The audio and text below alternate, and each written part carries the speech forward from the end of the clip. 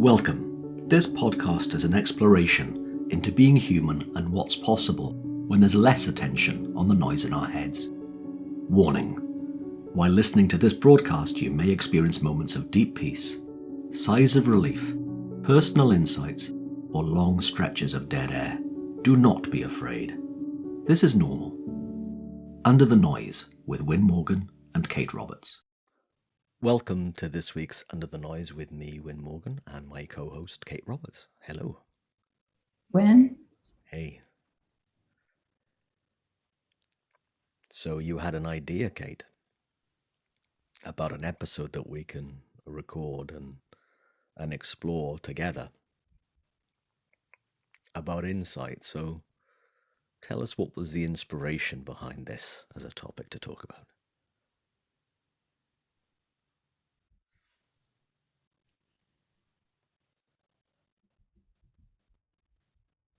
I recently did a supervision coaching session with another coach where essentially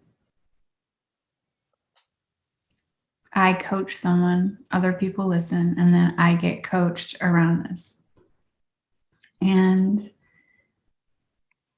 throughout the conversation that we were having, this coach said, I wonder if the person I was coaching, I wonder if he knows what an insight is.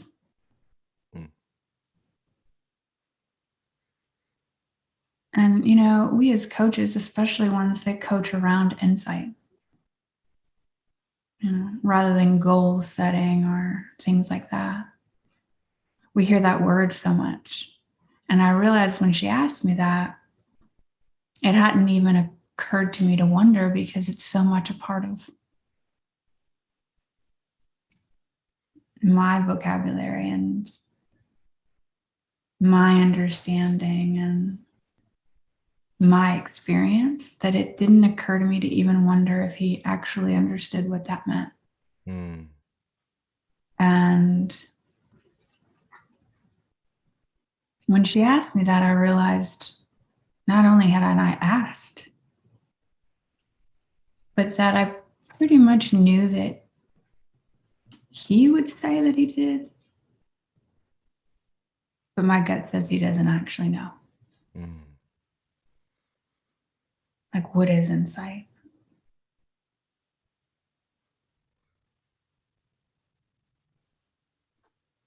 Where does it come from? What does it feel like? How do we know when we've had one?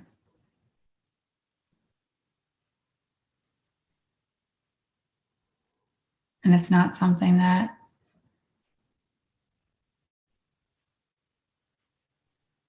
I walked my client through or had a conversation about.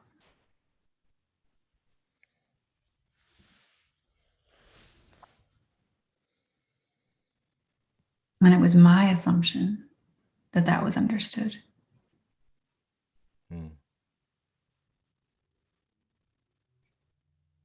And in your mind, why would it matter to anybody listening to understand what an insight is, or for us, you and I, to understand it more deeply? Why would it matter?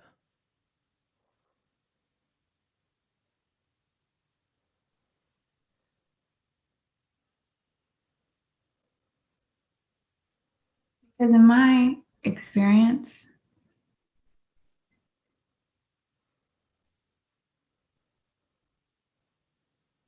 I think that's where we start to recognize truth. Yeah.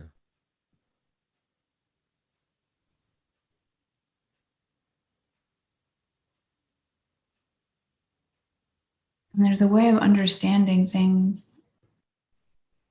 using our intellect, our personal mind. And I think it's the things that are really helpful in navigating life. You know, that's really where we use our mind as a tool. But those aren't insights. I would say that's more knowledge. Yeah. Yeah. But an insight, it doesn't come from the intellect or the personal mind. It doesn't come from the same place that noise comes from.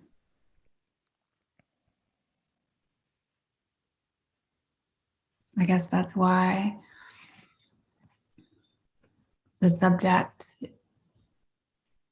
really interests me.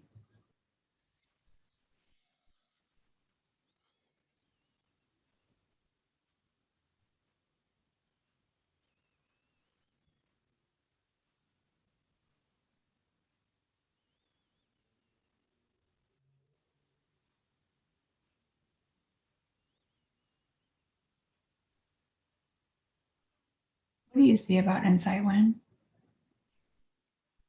I was thinking that as soon as I asked you the question, I thought, well, I better have a think of that too. What do I see right now? And I agree with what you say about information compared to insight. And I remember having conversations with quite a few of my corporate clients about where change comes from. What change is sustainable as opposed to something that requires to be, installing a new behavioral habit, which is the classic 21 days and then the new habits installed and that kind of thing. And that's in the training world. Classically, what a lot of training has been about is at the behavioral level, information to change behavior, as opposed to insight, which is someone will see something for themselves from within sight and they'll see something fresh. And in my own experience, once an insight is seen, it can never be unseen. So there's no ritual, 21 days, 28 days. Life's not the same afterwards. And sometimes they are literally life-changing. And sometimes they're smaller yet incredibly impactful. So here's an example. If I'm training negotiation skills to a company, and I've trained negotiation skills now for well over 20 years in companies, and I'd go back 3 months later to figure out what did they take from the training that they used, and then what were the results from them using it. And probably for the first 10 years, I would enjoy doing it, but I didn't join the dots. And then at some point, I joined the dots, which was the things that really shifted the needle in someone's results wasn't their use of the tactics and information or a process that I would train them. It was that they would have a total change of thinking about a topic or their customer or their supplier if they're negotiating, if they're a buyer or a salesperson or a global account manager. And them having the insight about if someone's being really hard with me in a negotiation, they're probably just doing their job. It's not something I've got to fight. Oh, and it's a totally different frame of mind someone would then have to that negotiation. Their level of confidence goes up, their insecurity goes down, their ability to be collaborative as opposed to adversarial is totally different, and that really matters compared to some of the other things that would be classically trained in a negotiation. And that's just one example where I've seen it work for other people. But for me, I've noticed that every time there's been a big change in my life and my relationship with life, my relationship with other people, and my relationship with life itself, and with myself, it's come via insight. Something I've seen from within out. And can I give a quick example from somebody? It's not you, it's all right. So it's somebody, a client and a friend who lives here in Europe. And I've witnessed them have insight after insight over the years I've known them. And one thing I didn't know about this person was their love of avocados on toast for breakfast. I didn't know this about them. And they said in one of the calls that they'd had avocados probably on toast me 3 to 4 times a week, but they'd have it more often if they could.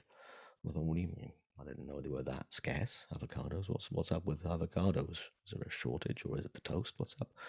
Oh, they're so messy. It's such a it's so bothersome to make avocados on toast. And I'm going, I don't know is that. And then they said to me, but here's the thing, what was amazing. I saw on YouTube somebody making an avocado dip guacamole, and they showed them with this avocado on a knife how to prepare an avocado. And they had the avocado and they split it down the middle and run the knife all the way around and then put the knife in and took the stone out of the half, and they took a spoon and they scooped the flesh out. And in my head I'm going, wait a minute, I'm pretty sure this is how everyone does avocado. So I said that. What did you used to do? Oh, I used to use my fingernails and peel them from the outside. So there was just a mess. And I'm going in my head, stay quiet, Win. Just stay quiet. Don't laugh yet, right? And they said, it's amazing. Now avocados are so easy to use. I'm going to have avocados on toast every day. Now, that might sound like a silly example, but the point there is that this person saw a different way, had an insight from within, from watching somebody else prepare an avocado, but will never go back to the old way of peeling using fingernails from the outside. Will now forevermore take a knife, split it vertically or run the knife all the way around, grab it, put it into, and take the stone out with a knife, and then scoop it out with a spoon. So one observation in that instance will last forever. Compared to somebody saying, oh, you could do that better than that. You could just like split it. I don't know what you mean. And just go back to the old way. So the point I'm trying to make is the way that insights work is that it's a one hit forever. So on a kind of, as you say on your side of the world, on a go forward basis, there's a whole different way of operating in life, or in this instance, in the breakfast making aspect of life. It's so easily overlooked in my mind and in my experience, including with me, that I keep looking for information when what I probably would find far more valuable would be an insight that would shift something. Anyway, it's quite a long answer to the question, Kate.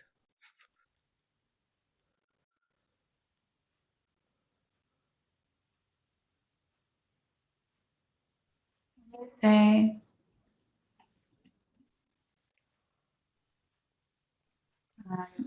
that an insight comes from within. Where do you think it comes from?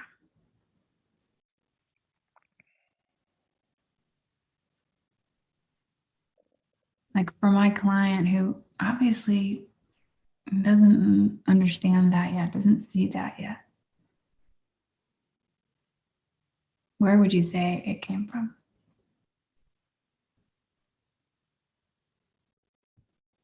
I'd start by saying it comes from a fresh thought or a fresh way of seeing. Now, I remember a life-changing insight that I had in 2015, September 2015. And I laughed and I cried, laughing so hard that I was crying inside. And it's actually in the company of a guest who's coming up in the next few weeks that I'll talk more about at that time. Now, I'm pretty sure what they said to me I'd heard before. I am not to blame for my mood. I am not to blame for me being in a low state of consciousness. I am not to blame. I'm pretty sure I'd heard that millions of times. Okay, that's an exaggeration. Tens of times. But it never went anywhere. But in that moment, I saw from inside the truth of that, and poof, burst. Something burst inside me. Amazingly beautiful burst inside that then had me in a fit of laughter and relief. That's 45 years at that point of me giving myself a hard time for something I had no say in. That was pretty awesome for me.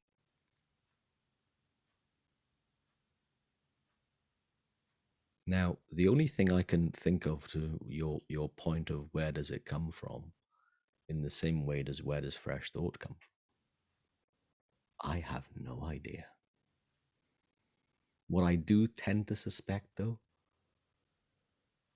the harder I try to have an insight, the further away it tends to get. So, the opposite of that is the quieter of mind and the more open and curious I am, as opposed to thinking hard and analyzing. The more open my mind is and slower that it is, and the more still and peaceful I am, then the ability for me to hear a fresh thought that is poignant, that has meaning for me, it stacks the deck in my favor. That's all I can say right now about that. I don't know. What do you think?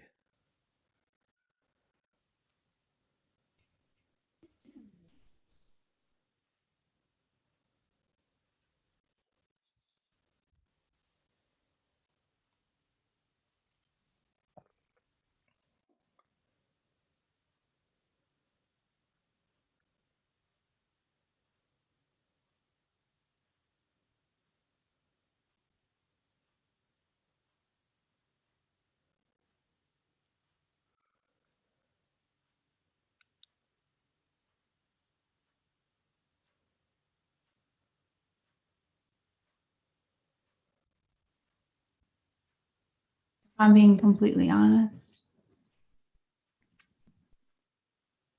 And this is just my experience. I think that there's an intelligence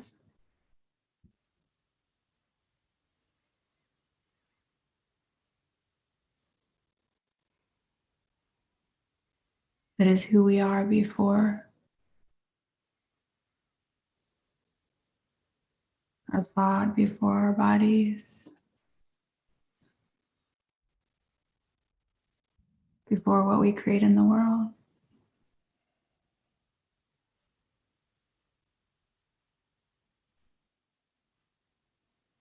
I think this intelligence is who we are before all of that.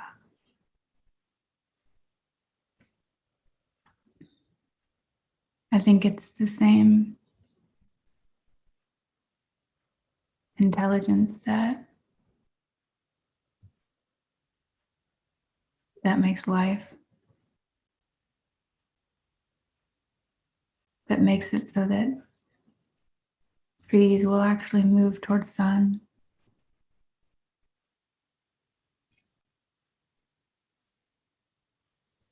And I think that we've grown really accustomed to believing all of our personal thinking and all of our noise.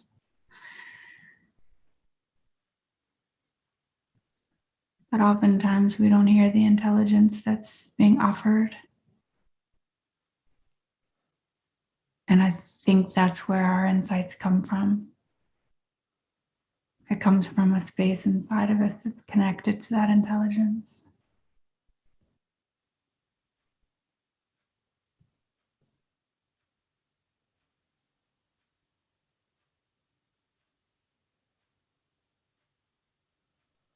And I think for a long time, I didn't either see it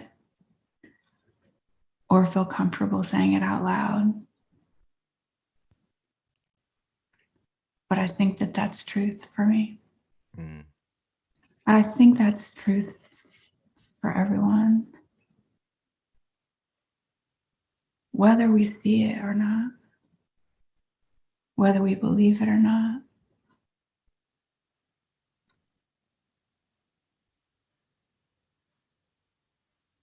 And I think that that's why, as we navigate life moment to moment, that when we're not in the noise of our personal thinking,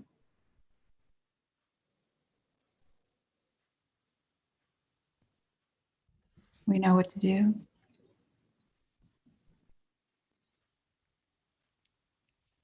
I think when we have those moments of insight,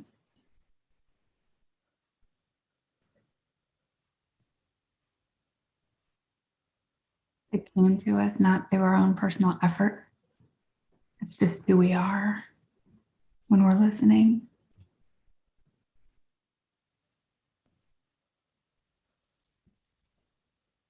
Yeah, we just know what to do.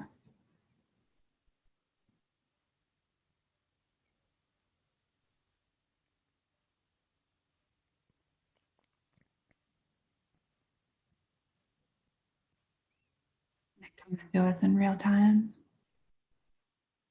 It can't be something that we decide in advance. It's something very different. And it has the energy of truth. And that's why we don't question it. That's why change happens without effort. Yeah. Yeah. It has the energy of truth in it.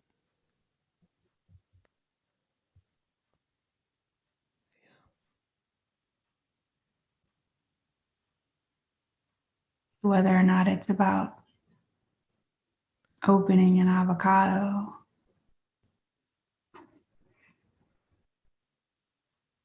or realizing that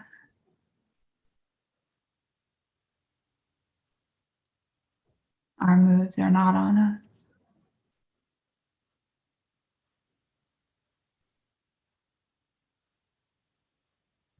This intelligence that allows us to navigate life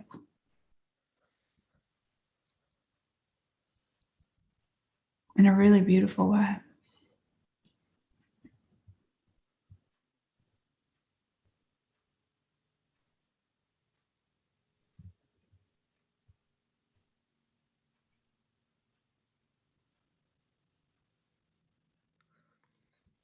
In the conversation that you and I had before we started recording about insight, we were talking about, let's mull over and explore together what insight is, why it matters. And then, well, one of the questions you asked, in fact, at the beginning of this was, what does it feel like when we have one? All that kind of, how do we know? Well, I'd love to go there too.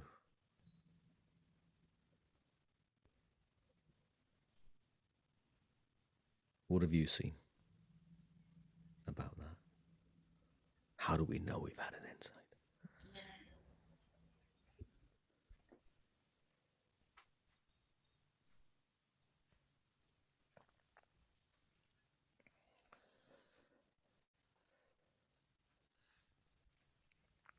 Sometimes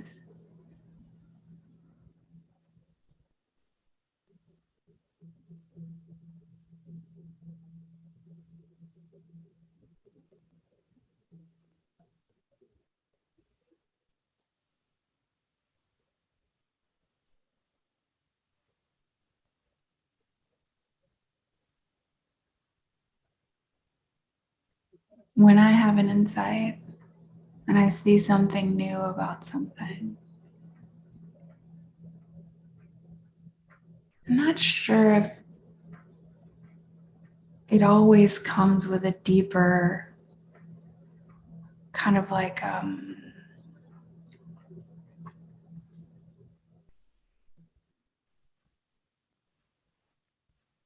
strong emotional reaction to it where I'm like, oh my God, or I'll cry or something. It doesn't always feel like that. And sometimes I'll get that feeling later when I've seen that my behavior's changed without me trying to change it because I saw something before. And I'll be like, oh man. But I'm seeing it afterwards. I don't know if that makes any sense. So sometimes it'll feel really strongly, but only because I notice that without effort, I've changed something in my life or I'm doing something completely different. And I know I've seen something that is beyond what I could ever try to see on my own. And sometimes it feels so strongly like I'll have that emotional reaction where I just have tears because I've seen something true for myself. But the sneakiest ones are the small ones that show up all the time.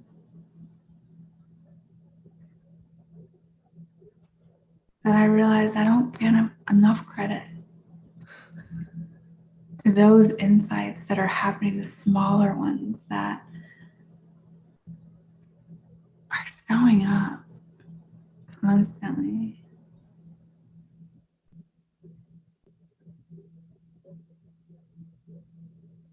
Those are so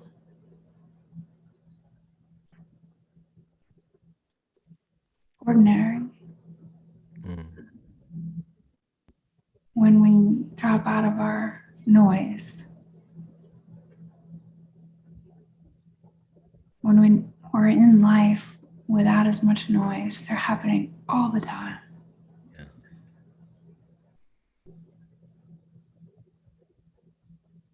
I'm not sure if I appreciate them, but they deserve appreciation, acknowledgement.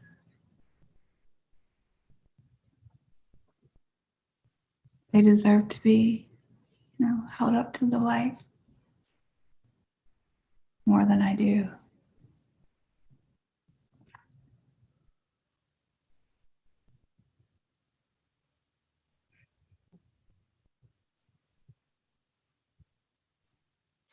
I've had a habit over the years of when I've had an insight, and it's one of those that, I don't spend half an hour laughing about or going, that's life changing. They just creep up on me from sometimes I'm not even aware of them. That whole notion of not appreciating them. But what I then do is very quickly going, okay, how can I use this? And that is exactly what I notice that I have tended to do very often, as opposed to what you say about holding it up to the light and celebrating it. I remember a while ago, probably a year ago now, that one of our recent guests, Elsie Spittle, did a webinar and talked about that. That she noticed with her clients and students that there would be a sense of impatience as soon as there was an insight. Okay, what can I see next? What can I see more deeply? Or how do I use it? She said, well, you might just want to slow down and celebrate this. And there's something really cool exactly to what you're pointing at as well that I think is very valuable. Without us thingifying it into okay, here's a prescription. When you get an insight, you must take 5 minutes, write it down, put it in an envelope, kiss it, and then hold it into the sunlight. Yeah, we're not saying that. But it's worthwhile, as you said, celebrate and honoring it. Or at least not try and rush to the next thing. Or rush in. Okay, now let me plan my life accordingly based upon this new thing.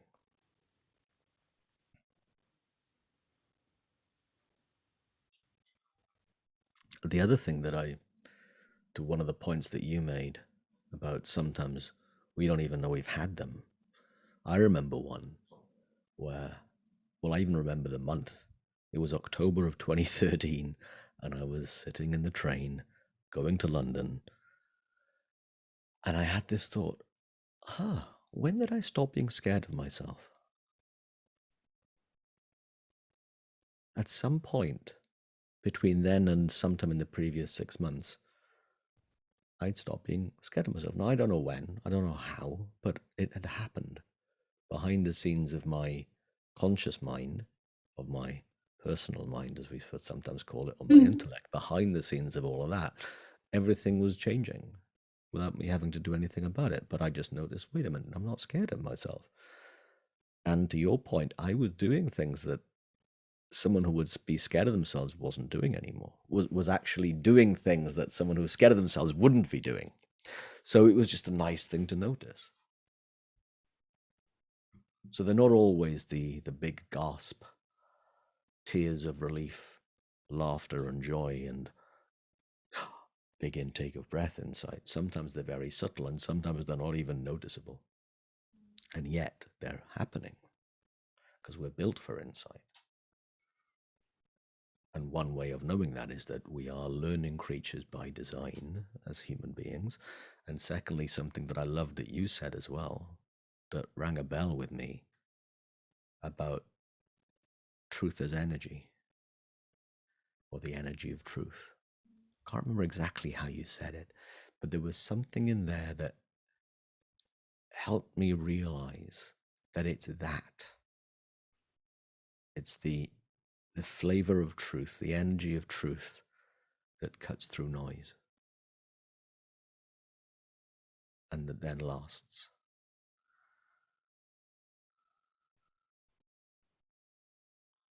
Truth does not require willpower. It's a nice thing to remember. Truth does not require belief. For if it's true, it doesn't care whether we believe it or not.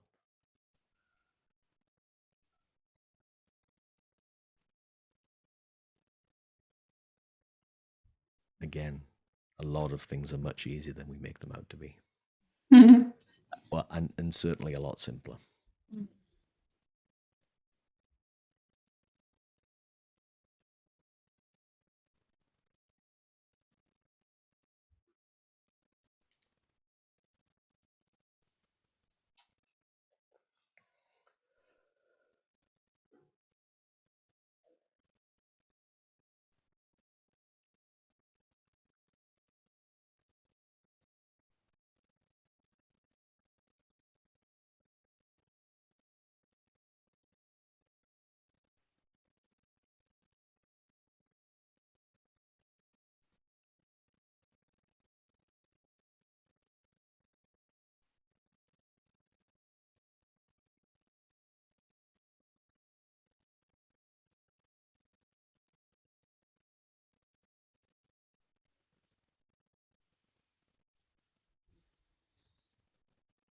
I think they're easier too.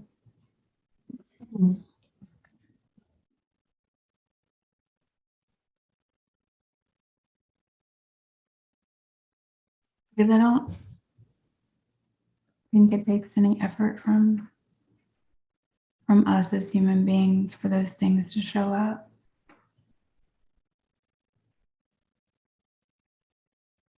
I think when we settle down,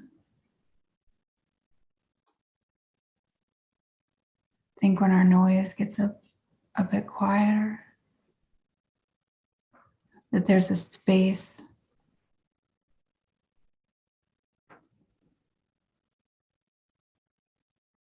that's created, that truth, that insight, that intelligence is always able to get through, to show up in that space.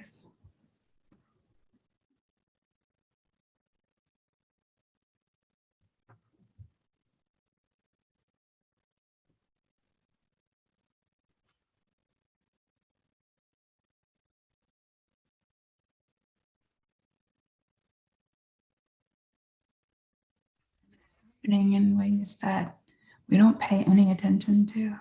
I think the way that our bodies heal itself and repair, and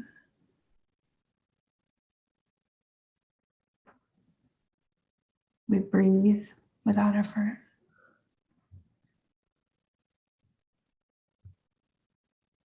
Our cells know what to do.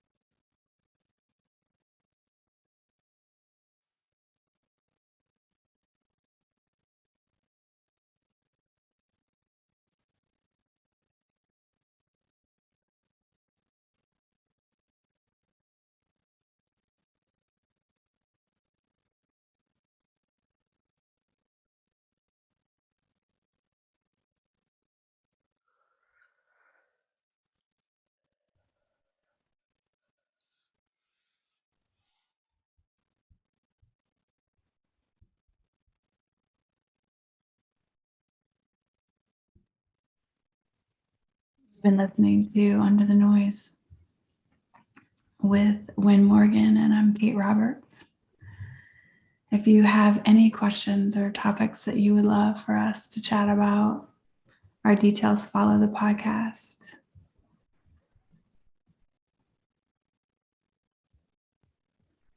We appreciate you, and we appreciate you being with us and listening. Thank you. Thanks for joining us.